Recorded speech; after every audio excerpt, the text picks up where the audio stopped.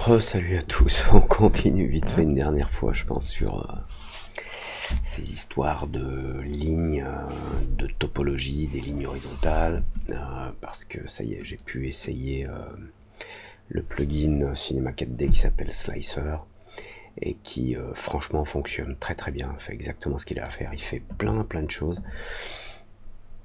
En fait, je l'avais pas, j'en ai jamais eu besoin, jamais l'utilité. Et pour vous dire la vérité, j'ai demandé aux développeurs si je pouvais avoir une version de démo parce que ça coûte dans les 100 euros.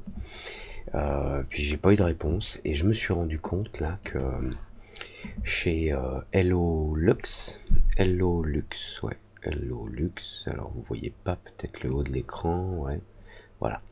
Chez Hello Lux, vous avez le slicer actuellement, là je pense que c'est une promo, 39,5 $, ça doit être une promo de Black Friday ou un truc dans le genre. Regardez la vidéo de démo, vous pouvez franchement trancher vos objets dans tous les sens, faire plein de trucs. C'est assez épatant et donc finalement à ce prix là, alors je l'ai acheté vite fait, j'ai fait un test vite fait. Et voilà, mon premier test vite fait, voilà. Notamment concernant les lignes d'élévation, ça fonctionne super bien, alors que mon objet, la forme qui est en dessous bouge. Et donc il crée les lignes et il fait ça super vite, super bien, avec des petites options qui sont vraiment sympas comme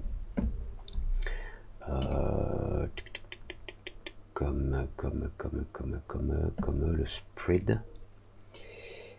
Donc là, voilà, on peut avoir un certain nombre de lignes et puis les faire apparaître en les dilatant vers le haut. Et surtout le expand, parce que si vous avez des modèles qui sont un petit peu dont la définition est pas super top, vous pouvez avoir des coupures sur vos lignes, comme on le voit ici. On a des coupures, donc vous avez une petite fonction expand qui va, voilà, sortir un petit peu les lignes du truc. Et après, soit vous faites un rendu directement avec une texture de type R, soit là j'ai mis une texture R avec un émetteur de lumière. Donc mon R émet de la lumière sous Octane, là, Octane Viewer, Render. Voilà. Et puis mon landscape en dessous, il est un petit peu transparent. C'est pour ça qu'on voit un petit peu à travers les lignes là. Mais vous voyez, vous voyez les petits défauts là, si vous n'avez pas suffisamment de lignes. Si la définition est pas suffisante, alors là pour le coup c'est vrai que je pourrais augmenter la définition de mon objet, mais il y a quand même des petits défauts à des endroits, donc hop, un petit coup de expand et voilà, ça devrait résoudre le problème. Et ensuite si vous voulez, vu que les lignes ont été étendues, vous n'avez plus qu'à les redescendre un petit peu au besoin si vous trouvez qu'elles sont trop loin de votre objet. Ici je vais aller dans mon objet, où est-ce que c'est, ici dans opacité, voilà, c'est complètement transparent, mais si je rends l'objet en dessous opaque, voilà, là on voit bien le résultat efficace. Et vous avez plein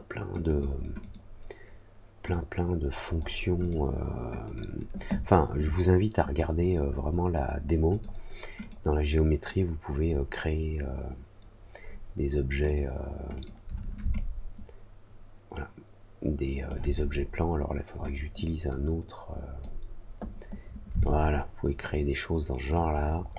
Et tout est complètement paramétrable et franchement, ça va super vite. Ça le fait. Ça marche aussi avec le cloneur. Vous pouvez utiliser un cloneur pour déplacer chaque découpe. Donc je faisais juste cette petite vidéo vite fait pour vous dire que profitez-en parce que chez Hellolux, actuellement le prix, vous le voyez en bas à gauche là, il est de 39,50 $. Et franchement, je trouve que c'est un outil